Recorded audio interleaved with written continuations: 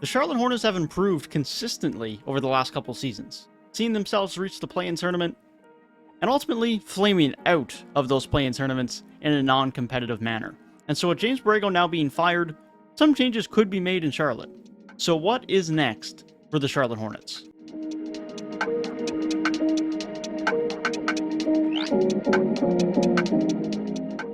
Lamelo Ball is the core of all things present and future of the Hornets. He had a great second season in the NBA, making an all-star appearance and continuing to show the sky is the limit. We will talk more about his future and his possible role in the post-Borrego era later, but there's no doubt that Lamelo Ball is a very, very special talent. Miles Bridges took a leap forward in his fourth season in the league, betting on himself and in turn will earn a very large payday, something we'll talk more about later. But Miles Bridges showed his great play in the 2020-21 season as a starter was certainly not a fluke, and that he indeed could be a future NBA All-Star.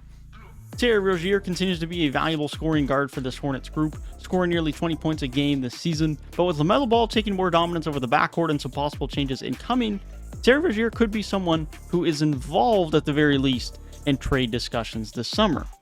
Gordon Hayward is certainly someone who will be in trade talks this summer, as with 2 years left on his deal and at age 31, and continued injury struggles. While only having played 93 games in 2 years in Charlotte, it is very possible the Hornets try to move on from his contract to free up some money for the 2022 or 23 offseason. With that in mind, Hayward has still been good when healthy, but he's not quite at the level he was when they signed him, and he's not healthy often enough. Mason Plumley was unfortunately the starting center of the Charlotte Hornets this past season, and improving that position will be something we discussed in a few minutes. But keeping Mason around as a backup is fine. He's a fine backup center, but that's what he is. He's a backup center. He could not be your starting center in the NBA, especially not on a team that struggles defensively and wants to be a successful playoff team that ultimately has to improve their defense to do so.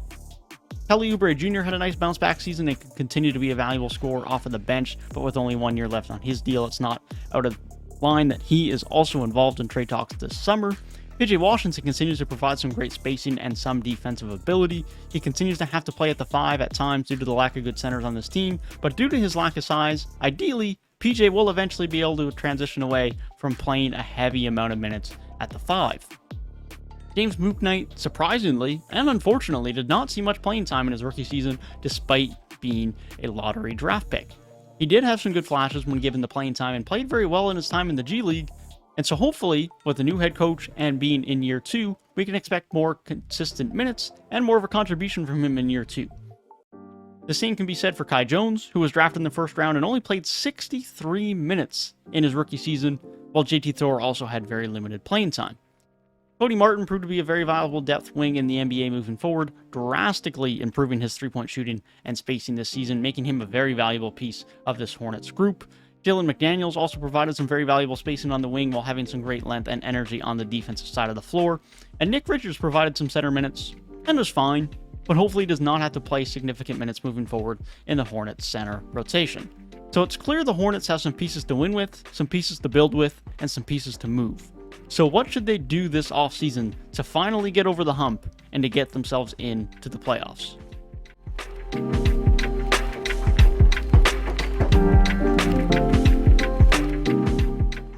Firstly, we have to talk about what a new head coach could mean for the Hornets. We don't know who that is yet, but we can still speculate and talk about what could be different in comparison to how Borrego ran the team.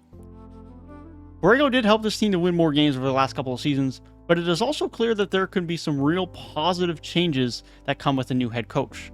Firstly, Lamelo Ball could finally get the keys to the offense. Way too much of the offense this year under James Borrego was run through Mason Plumley, who sure is actually a fairly good passer as a big man. I'll give him credit for that, but he should still not be getting anywhere near a significant part of the offense run through him, especially with all of the perimeter scorers and creators on this roster. Lamelo Ball getting the full keys to the offense and getting more of an opportunity could unlock a lot more than what we've seen from him in his career at this point in time, and could lead to a breakout season for Lamelo Ball.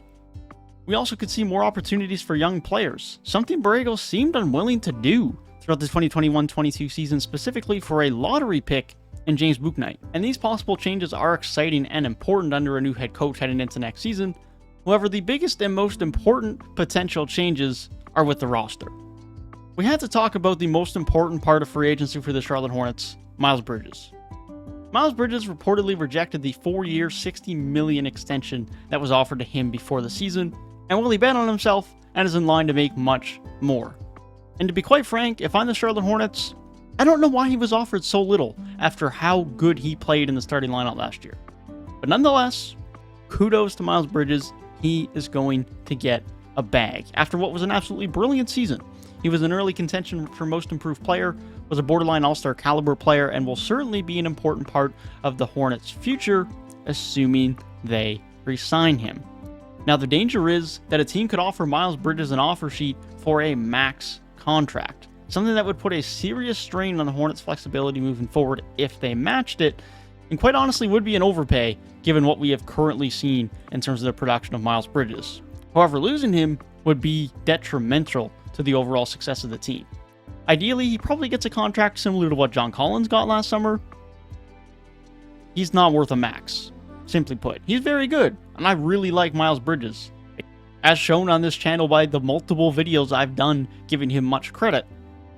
But giving him a maximum contract would certainly hurt the Hornets' flexibility financially moving forward. Such an offer sheet being offered would be a worst-case scenario for the Hornets, given that Miles Bridges is not a max-level player, but losing him would certainly set the Hornets back. Hopefully, the Hornets are willing to bring out a check and pay him significant money, but let's just hope that that money doesn't have to be that max contract. I personally would expect the Hornets to re-sign him, but there is no guarantee that that will happen. Outside of Miles Bridges, the Hornets offseason should be fairly easygoing with regards to their own free agents. Vijay Washington and Lamelo Ball's team options will be picked up, and some free agency decisions have to be made, but none are significant. Isaiah Thomas would love the opportunity to be a backup point guard next season, and with no other backup point guard on the team last year to end the season, it's not out of the realm of possibility he returns. However, I would expect the Hornets do look for a different backup point guard in free agency, ideally someone who can be better defensively. DeLon Wright comes to mind as someone who could run the second unit and be a much more defensively sound point guard with good length who can still give you some level of spacing. Cody Martin had a great season as a depth wing, providing good defense and spacing, and I would expect unless someone offers him an absurd amount of money, he will also return to the Hornets next season. The only remaining free agent is Montrezl Harrell, who I honestly don't expect to be brought back. The Hornets give up very minimal assets to get him at the trade deadline, so I don't expect they would feel overly tied to him with regards to the front office. And he's a fine sixth man. He can score and rebound a bit off the bench, but ultimately he's not as big as you would like for a center, and specifically for a team that struggles defensively and would be much, much more beneficial to have a defensive-minded center who rebounds very well and can be a very good rim protector. So what does that mean for players they could bring in? Well, I would expect the Hornets to look to add a starting center again, because they haven't done that as they would have liked to. Rashawn Holmes was obviously someone they were interested in last summer, and he ended up staying in Sacramento, and they had to settle on Mason Plumley. And so I would expect they're in the hunt for a center again. If Rudy Gobert becomes available via trade, expect the Hornets to be a team that has some interest. Whether they're willing to do such a trade will fully depend on what the Jazz are looking to acquire, but it is certainly something the Hornets will have discussions about. He would immediately make the Hornets an average to top half defensive team solely based on his elite defensive impact and rim protection. It's something he does with Utah. Utah would be one of the worst defensive teams in the league if it wasn't for his defensive impact, and so Rudy Gobert in Charlotte would immediately change the defensive value and the defensive impact of the Charlotte Hornets team. The Hornets will also need to monitor the direction of the Indiana Pacers and whether Miles Turner becomes available.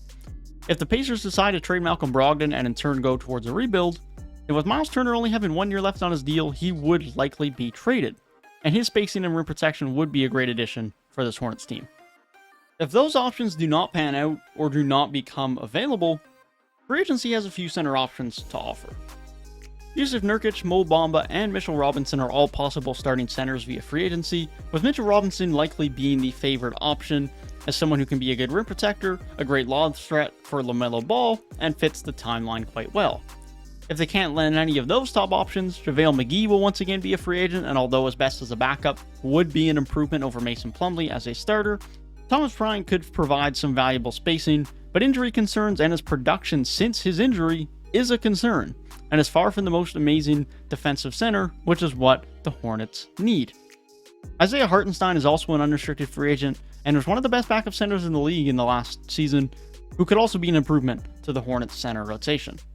Outside of a potential trade or signing of a center, Gordon Hayward could also be moved this offseason, as he has struggled to continue to stay healthy since joining the Hornets, and now has 2 years left on his deal. Those 2 years left on the Gordon Hayward trade could be money that the Hornets try to get out of, specifically with an extension for Miles Bridges looming this offseason. A rumored move is that of a Russell Westbrook trade, where he likely gets bought out, but based on the value the Hornets would have to give up to match salaries, I do not think that trade is overly likely. But if any move becomes available where the Hornets can acquire an expiring contract or two to have more money in the 2023 offseason, I wouldn't be surprised to see the Hornets inquire and in turn possibly move Gordon Hayward.